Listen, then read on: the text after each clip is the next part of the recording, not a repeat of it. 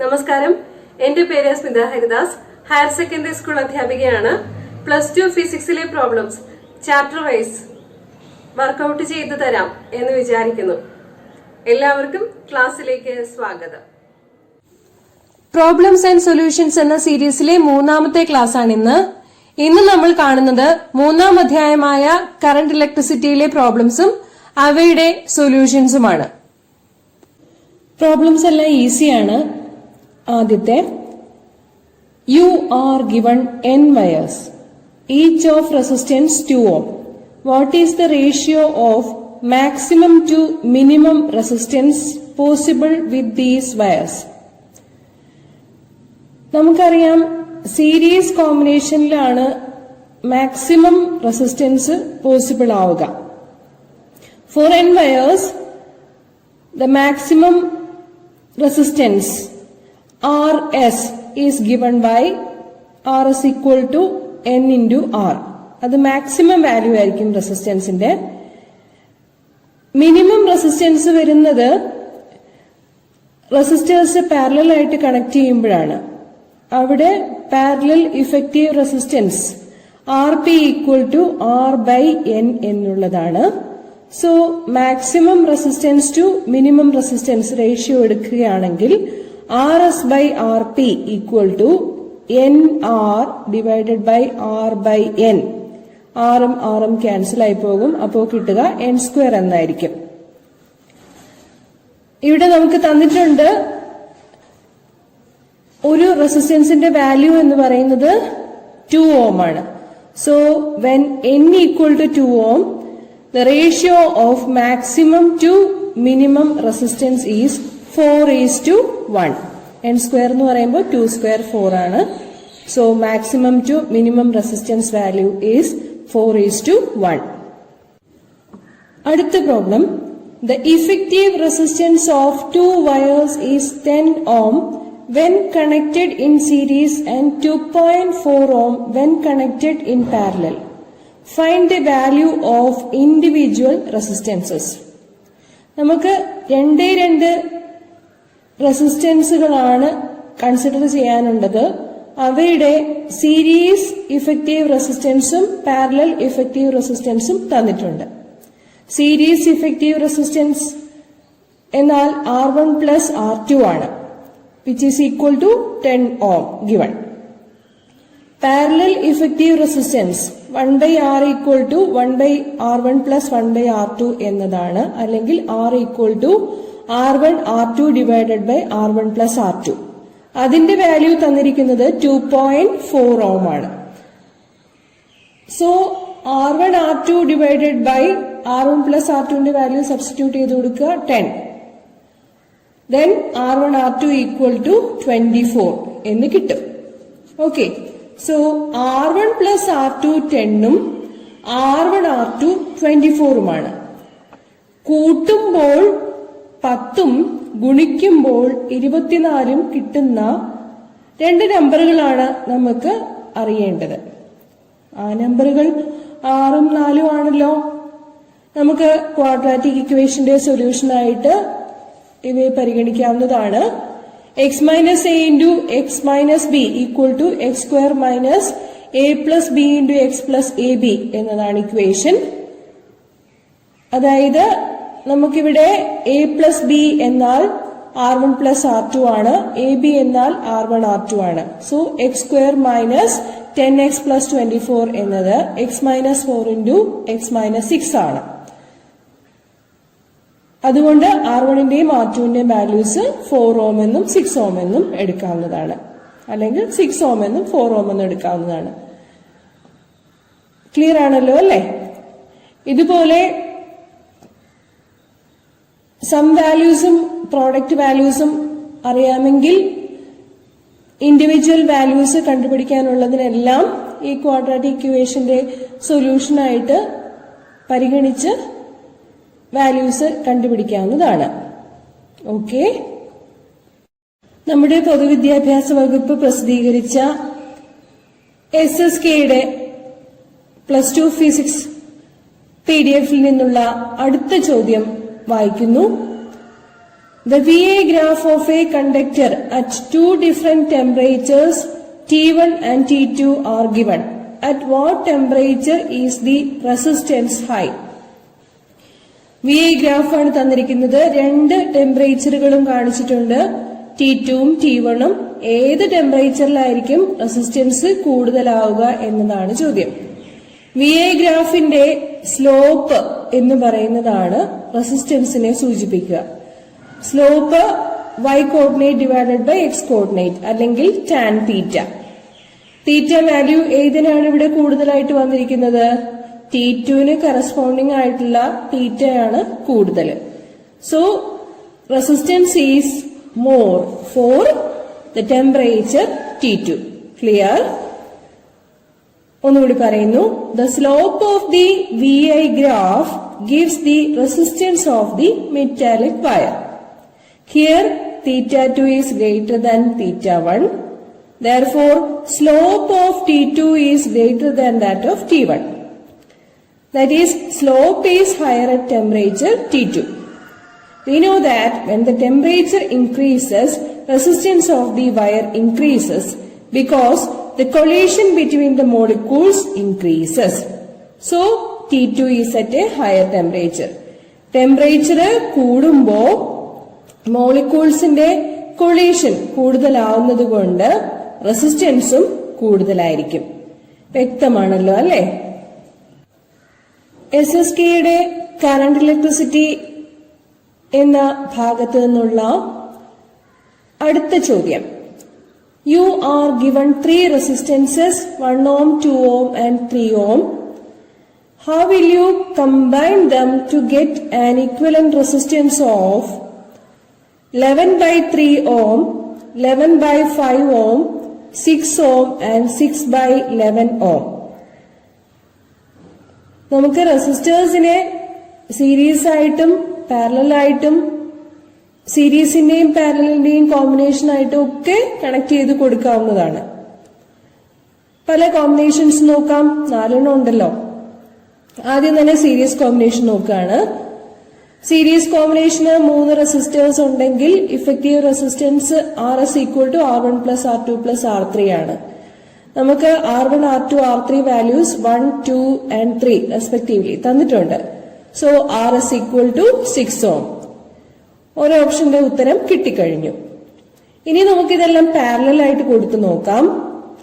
Parallel resistance കണ്ടുപിടിക്കാനുള്ള equation 1/Rp equal to 1/R1 plus 1/R2 plus 1/R3 എന്നതാണ്.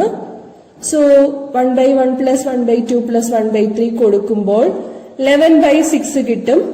So effective parallel resistance Rp equal to 6/11. Last ഓപ്ഷനും കിട്ടിക്കഴിഞ്ഞു. ഇനി നമുക്ക് combination ആയിട്ട് കൊടുത്തു നോക്കാം. R1 സീരീസിലും R2 and R3 parallel ആയിട്ടും കൊടുത്തു നോക്കാം. R2, R3 പാരലൽ ആയിട്ട് കൊടുത്തു കഴിയുമ്പോഴുള്ള ഇഫക്റ്റീവ് റെസിസ്റ്റൻസ് എന്ന് പറയുന്നത് R2, R3 divided by R1 plus R2 ആണ്. അത് R1നോട് സീരീസ് ആയിട്ട് കൊടുക്കുക. അപ്പൊ എന്ത് കിട്ടും? R1 plus R2, R3 divided by R1 plus R2 equal to 1 plus 2 into 3 divided by 5 equal to 11/5. Okay, രണ്ടാമത്തെ ഓപ്ഷനായി. ഇനി നമുക്ക് അടുത്തൊരു കോമ്പിനേഷൻ എന്ന് പറയുന്നത് R3 സീരീസിലും R1, R2 പാരലൽ ആയിട്ടും കൊടുത്തു നോക്കാം. R3 സീരീസ് എന്ന് പറയുമ്പോൾ 3, R1, R2ന്റെ പാരലൽ കോമ്പിനേഷന്റെ ഇഫക്റ്റീവ് റെസിസ്റ്റൻസ് എന്നാൽ 1 into 2 divided by 1 plus 2, R1, R2 divided by R1 plus R2. ഇത് രണ്ടും കൂടി സീരീസിൽ വരണം. R3 സീരീസിൽ R1, R2 പാരലൽ ആയിട്ടുള്ളതിന്റെ കൂടെ സീരീസ് ആയിട്ട് കൊടുക്കുമ്പോൾ കിട്ടുന്നത് 3 plus 1 into 2 divided by 1 plus 2 ആയിരിക്കും. അതിന്റെ value 3 plus 2/3 equal to LCM എടുത്ത് ചെയ്യുമ്പോൾ കിട്ടുന്നത് 11/3 എന്നായിരിക്കും. ഓക്കെ, അപ്പോ എല്ലാ ആവശ്യപ്പെട്ടിരിക്കുന്ന കാര്യങ്ങളും നമുക്ക് കിട്ടിക്കഴിഞ്ഞു. സിമ്പിൾ അല്ലേ ഈ പ്രോബ്ലംസ് ഒക്കെ ചെയ്യാൻ? SSKയുടെ PDF-ലെ കറണ്ട് ഇലക്ട്രിസിറ്റി എന്ന ചാപ്റ്ററിലെ സാമ്പിൾ ക്വസ്റ്റ്യൻസ് ആണ് നമ്മൾ പരിശോധിച്ചുകൊണ്ടിരിക്കുന്നത്. ഒരു പ്രോബ്ലം കൂടി അതിൽ പറയാനുണ്ട്. ആ പ്രോബ്ലം ഇതാണ്: 2 wires of equal lengths, one of copper and the other of manganese, have the same resistance. Which wire is thicker? ഏതിന്റെ റേഡിയസ് ആണ് കൂടുതലായിട്ടുള്ളത് എന്നാണ് നമുക്ക് കണ്ടുപിടിക്കേണ്ടത്. കോപ്പറിന്റെ ആണോ മാംഗാനിന്റെ ആണോ? മാംഗാനിൻ എന്ന് പറയുന്നത് അലോയ് ആണ്. അലോയ് ആകുമ്പോ അതിന്റെ റെസിസ്റ്റിവിറ്റി കൂടുതലായിരിക്കും. ഓക്കെ, റെസിസ്റ്റൻസിന്റെ ഇക്വേഷൻ അറിയാം. R = ρ × L/A. എങ്ങനെയാണ് ഇക്വേഷൻ കിട്ടുക? Resistance of a conductor is directly proportional to the length and inversely proportional to area, or resistance equal to a constant ρ called resistivity into L/A. ഇവിടെ നമുക്ക് തന്നിരിക്കുന്നത് same length ആണ് കോപ്പറിനും മാംഗാനിനും. അപ്പോ റെസിസ്റ്റിവിറ്റിക്കും ഏരിയയ്ക്കും കോപ്പറിന്റെയും മാംഗാനിന്റെയും അറിയാൻ വേണ്ടിയിട്ട് സിയും എമ്മും സഫിക്സ് കൊടുത്ത് എഴുതാം. കോപ്പറിന് സിയും മാംഗാനിന് എമ്മും സഫിക്സ് കൊടുത്ത് എഴുതാം. അപ്പോ റെസിസ്റ്റൻസ് സെയിം ആണെന്ന് തന്നിട്ടുണ്ട്. സോ കോപ്പറിന്റെ കേസിൽ ഇക്വേഷൻ R = ρCl/AC എന്ന് കൊടുക്കാം. മാംഗാനിന്റെ കേസിൽ R = ρMl/AM എന്ന് കൊടുക്കാം. ഈ രണ്ട് ഇക്വേഷൻസും ഇക്വേറ്റ് ചെയ്യാവുന്നതാണ്. L ക്യാൻസൽ ആയി പോകും. പിന്നെ കിട്ടുന്നത് ρC/AC = ρM/AM എന്നുള്ളതാണ്. ρC/ρM = AC/AM. നമുക്കറിയാവുന്ന കാര്യമാണ്. ρM is greater than ρC. എന്താണ് കാര്യം? മാംഗാനിന്റെ റെസിസ്റ്റിവിറ്റി എന്ന് പറയുന്നത് കൂടുതലാണ്. അങ്ങനെയാകുമ്പോ ഏതിന്റെ ഏരിയ ആയിരിക്കും കൂടുതലായിട്ട് വരിക? ഇക്വേഷൻ പ്രകാരം മാംഗാനിന്റെ ഏരിയ ആയിരിക്കും കൂടുതലായിട്ട് വരിക. മാംഗാനിൻ വയറിന്റെ ഏരിയ ആയിരിക്കും കൂടുതലായിട്ട് വരിക. ഏരിയ കൂടുതലാണെന്ന് പറഞ്ഞാൽ അതാണ് തിക്കർ ആയിട്ടുള്ളത്. So in this problem manganese wire is thicker if we have 2 wires of equal lengths, one of copper and the other of manganese having same resistance. Clear ആണല്ലോ അല്ലേ? കറന്റ് ഇലക്ട്രിസിറ്റി എന്ന ചാപ്റ്ററിലെ മറ്റേതാനും simple പ്രോബ്ലംസും കൂടി workout ചെയ്യാം.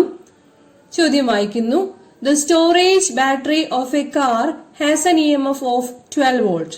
If the internal resistance of the battery is 0.4 ohm, what is the maximum current that can be drawn from the battery? Okay. അപ്പം maximum current draw ചെയ്യാൻ പറ്റുക എന്ന് പറഞ്ഞു കഴിഞ്ഞാൽ ഇന്റേണൽ റെസിസ്റ്റൻസും എക്സ്റ്റേണൽ റെസിസ്റ്റൻസും ഒന്ന് തന്നെ ആവുന്ന കണ്ടീഷനിലാണ്. Okay, we have the equation for the current I = V/R by Ohm's law. Here V = 12 volts.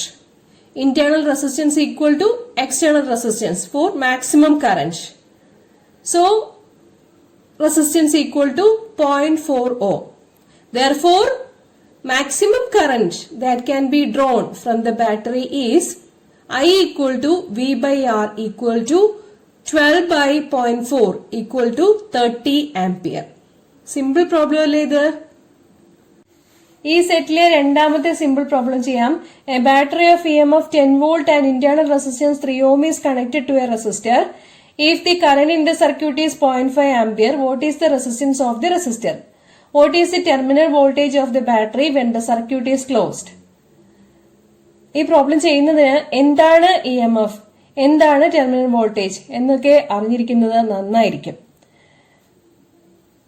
Electromotive force അല്ലെങ്കിൽ EMF എന്ന് പറഞ്ഞാൽ എന്താണ്? Potential difference of a source when no current is flowing. അതായത് സപ്ലൈ വോൾട്ടേജിനെ പറയുന്ന പേരാണ് EMF എന്നുള്ളത്. നമ്മുടെ കേസിൽ ബാറ്ററി EMF 10 വോൾട്ട് ആണ്. ടെർമിനൽ വോൾട്ടേജ് എന്ന് പറഞ്ഞാൽ എന്താണ്? It is the voltage output of a device measured across its terminal. Load റെസിസ്റ്റൻസിന് അക്രോസ് ആയിട്ട് മെഷർ ചെയ്യുന്ന വോൾട്ടേജിനെയാണ് ടെർമിനൽ വോൾട്ടേജ് എന്ന് പറയുക. അപ്പോ റെസിസ്റ്റൻസ് ക്യാപിറ്റൽ ആറും ടെർമിനൽ വോൾട്ടേജ് വിയുമാണ് നമുക്ക് കണ്ടുപിടിക്കാനുള്ളത്. നമുക്ക് EMFന്റെ ഇക്വേഷൻ അപ്ലൈ ചെയ്യാം. Capital E equal to V plus IR equal to I into capital R plus I into small r. Capital R എന്ന് പറഞ്ഞാൽ റെസിസ്റ്റൻസ് ഓഫ് ദി റെസിസ്റ്റർ ആണ്. സ്മോൾ r എന്നാൽ ഇന്റേണൽ റെസിസ്റ്റൻസ് ആണ്. ഇതിൽ നിന്നും resistance of the resistor capital R equal to അല്ലെങ്കിൽ load resistance capital R equal to E minus I into small r divided by I. Values എല്ലാം substitute ചെയ്ത് കൊടുക്കുമ്പോൾ load resistance 17 ohm അല്ലെങ്കിൽ resistance of the resistor 17 ഓം എന്ന് കിട്ടുന്നതാണ്. ഈ റെസിസ്റ്റൻസിന് across ആയിട്ടുള്ള voltage ഡ്രോപ്പിനെ പറയുന്ന പേരാണ് ടെർമിനൽ വോൾട്ടേജ്. റെസിസ്റ്റൻസ് വാല്യൂ കിട്ടിക്കഴിഞ്ഞു കഴിഞ്ഞാൽ അതിന് അക്രോസ് ആയിട്ടുള്ള വോൾട്ടേജ് ഡ്രോപ്പിനെ പറയുന്ന പേരാണ് terminal voltage V. Therefore, V equal to I into R. നമ്മുടെ ഓംസ് ലോ. ഇതെല്ലാം ഓംസ് ലോ അപ്ലൈ ചെയ്യാനുള്ള പ്രോബ്ലം തന്നെയാണ്. Therefore, V equal to 0.5 into 17 equal to 8.5 volt. Clear? മൂന്നാമത്തെ പ്രോബ്ലത്തിന് രണ്ട് ഭാഗങ്ങളുണ്ട്. A part. 3 resistors 1 ohm, 2 ohm and 3 ohm are combined in series. What is the total resistance of the combination? 3 resistors സീരീസിൽ connect ചെയ്തിരിക്കുമ്പോൾ കോമ്പിനേഷന്റെ resistance എന്ന് പറയുന്നത് capital R equal to R1 plus R2 plus R3 ആയിരിക്കും. നമ്മുടെ കേസിൽ 1 plus 2 plus 3 equal to 6 ohm ആയിരിക്കും കോമ്പിനേഷന്റെ റെസിസ്റ്റൻസ് ആയിട്ട് കിട്ടുക. Okay. B part. If the combination is connected to a battery of EMF 12 volt and negligible internal resistance, obtain the potential drop across each resistor. ഇതും എളുപ്പമായിട്ട് work out ചെയ്യാവുന്നതേ ഉള്ളൂ. Ohm's law apply ചെയ്യുക. V equal to IR. Current കണ്ടുപിടിക്കണം. Current I equal to V by R. Battery EMF 12 volt ആണ്. So V equal to 12 volt. കോമ്പിനേഷന്റെ resistance capital R എന്നുള്ളത് 6 ohm ആണ്. So I equal to 12 by 6 equal to 2 ampere. Current കിട്ടിക്കഴിഞ്ഞു. Current കിട്ടിക്കഴിഞ്ഞാൽ potential drop across each of the resistors കണ്ടുപിടിക്കാൻ പറ്റുന്നതാണ്. V1 equal to IR1, V2 equal to IR2, V3 equal to IR3. Series കോമ്പിനേഷനിൽ same current ആണ് എല്ലാ റെസിസ്റ്ററുകളിലും കൂടി consider ചെയ്യുന്നത്. പൊട്ടൻഷ്യൽ ഡ്രോപ്പ് ഓരോന്നിനും അക്രോസ് ആയിട്ടുള്ളത് ഡിഫറെന്റ് ആയിരിക്കും. V1, V2, V3 വാല്യൂസ് ആണ് കണ്ടുപിടിക്കാനുള്ളത്. So V1 equal to IR1 എന്ന് വരുമ്പോൾ 2 into 1 ഈക്വൽ ടു 2 വോൾട്ട് എന്ന് കിട്ടും. V2 ഈക്വൽ ടു IR2 എന്ന് വരുമ്പോൾ 2 into 2 equal to 4 volt. V3 equal to IR3 equal to 2 into 3 equal to 6 volt. ഇതുപോലെയുള്ള simple problems ആയിരിക്കും എക്സാമിന് വരാൻ സാധ്യതയുള്ളത്. മൂന്നാമത്തെ പ്രോബ്ലം സീരീസ് കോമ്പിനേഷനെ സംബന്ധിച്ചുള്ളതായിരുന്നെങ്കിൽ നാലാമത്തെ പ്രോബ്ലത്തിൽ പാരലൽ കോമ്പിനേഷൻ ആണ് തന്നിരിക്കുന്നത്. A part. 3 resistors 2 ohm, 4 ohm and 5 ohm are combined in parallel. What is the total resistance of the combination? നമുക്ക് 3 റെസിസ്റ്റേഴ്സ് R1, R2, R3 ഉണ്ടെന്നിരിക്കട്ടെ. അവ പാരലലായിട്ട് കമ്പൈൻ ചെയ്യുകയാണെങ്കിൽ ഇഫക്റ്റീവ് റെസിസ്റ്റൻസ് കാണാനുള്ള equation 1/R equal to 1/R1 plus 1/R2 plus 1/R3 എന്നതാണ്. R1, R2, R3 values 2 ഓം, 4 ഓം, 5 ഓം എന്നിവയാണ് യഥാക്രമം. അങ്ങനെയാകുമ്പോൾ 1/R equal to 1/2 plus 1/4 plus 1/5. LCM എടുത്ത് ഓരോ ടേമിനെയും മൾട്ടിപ്ലൈ ചെയ്യുക. സോൾവ് ചെയ്യുമ്പോൾ നമുക്ക് കിട്ടുന്നത് 1/R ഈക്വൽ ടു 19/20 ആണ്, അല്ലെങ്കിൽ R ഈക്വൽ ടു 20/19 ഓം എന്നുള്ളതാണ്. അപ്പം റെസിസ്റ്റൻസ് ഓഫ് ദി കോമ്പിനേഷൻ ആണ് 20/19 ഓം എന്നത്. പാരലൽ കോമ്പിനേഷനെ സംബന്ധിച്ച ബി പാർട്ട് എന്താണെന്ന് നോക്കാം. If the combination is connected to a battery of 20 volt and negligible internal resistance, determine the current through each resistor and the total current drawn from the battery. Parallel combination എന്ന് പറഞ്ഞാൽ അതിന്റെ അർത്ഥം voltage is the same across each of the resistors and current I equal to I1 plus I2 plus I3. Total current 3 റെസിസ്റ്റേഴ്സിലും കൂടി split up ചെയ്തു പോകും.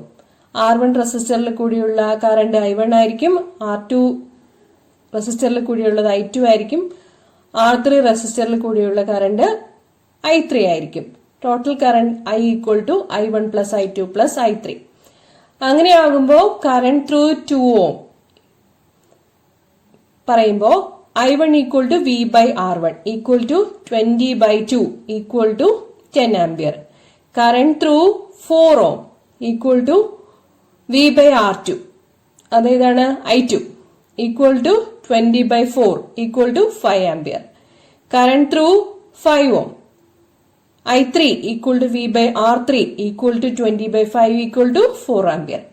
Total current മൂന്നെണ്ണത്തിലും കൂടിയുള്ളത് some ചെയ്തെടുത്താൽ മതി. Total current I ആണല്ലോ, I1 plus I2 plus I3 ആയിട്ട് 3 parallel റെസിസ്റ്റേഴ്സിലും കൂടി split up ചെയ്തു പോകുന്നത്. So total current I equal to I1 plus I2 plus I3 equal to 10 plus 5 plus 4 equal to 19 ampere. ഇങ്ങനെ അല്ലെങ്കിൽ current കണ്ടുപിടിക്കാനുള്ള ഇക്വേഷൻ ഓംസ് ലോയിൽ നിന്ന് simple ആയിട്ട് എടുക്കാവുന്നതാണ്. I equal to E by R അല്ലെങ്കിൽ I equal to V by R. E എന്ന് പറയുന്നത് നമ്മുടെ ബാറ്ററിയുടെ EMF ആണ്, 20 വോൾട്ട്. പിന്നെ കോമ്പിനേഷന്റെ റെസിസ്റ്റൻസ് അല്ലെങ്കിൽ സർക്യൂട്ടിലെ ഇഫക്റ്റീവ് റെസിസ്റ്റൻസ് എന്ന് പറയുന്നത് 20/19 ആണ്. സോ I ഈക്വൽ ടു 20/20/19 എന്ന് വരുന്നത് 19 ആംപിയർ എന്ന് കിട്ടുന്നതായിരിക്കും. ഓക്കെ, ഇപ്പോ തിയറി സീരീസ് കോമ്പിനേഷനെ സംബന്ധിച്ചും പാരലൽ കോമ്പിനേഷനെ സംബന്ധിച്ചും നമുക്ക് വ്യക്തമായിട്ട് അറിയാവുന്നുണ്ടെങ്കിൽ പ്രോബ്ലംസ് വളരെ സിമ്പിൾ ആയിട്ട് വർക്കൗട്ട് ചെയ്യാൻ പറ്റുന്നതാണ്. ഓക്കെ, 3 ക്ലാസ്സുകളിലായി ആദ്യത്തെ 3 അധ്യായങ്ങളിലെ ഏതാനും പ്രോബ്ലംസ് വർക്കൗട്ട് ചെയ്തു കഴിഞ്ഞു. മനസ്സിലായിട്ടുണ്ടാവും എന്ന് വിചാരിക്കുന്നു. അടുത്ത ക്ലാസ്സിൽ മൂവിംഗ് ചാർജസ് ആൻഡ് മാഗ്നറ്റിസം എന്ന 4ാം അധ്യായത്തിലെ പ്രോബ്ലംസ് വർക്കൗട്ട് ചെയ്തു തരാം. നന്നായി പഠിക്കുക. ഫുൾ മാർക്ക് വാങ്ങാനുള്ള എല്ലാ സാഹചര്യങ്ങളും അനുകൂലമാണ്. പഠിക്കാൻ ആവശ്യം പോലെ സമയമുണ്ട്. വെറുതെ സമയം കളയരുത്. അടുത്ത ക്ലാസ്സിൽ കാണാം. എന്തെങ്കിലും സംശയങ്ങളുണ്ടെങ്കിൽ കമന്റ് ബോക്സിൽ സൂചിപ്പിക്കാൻ താല്പര്യപ്പെടുന്നു. ഇത്രയും നേരം ശ്രദ്ധിച്ചിരുന്നവർക്ക് എല്ലാവർക്കും നന്ദി, നമസ്കാരം.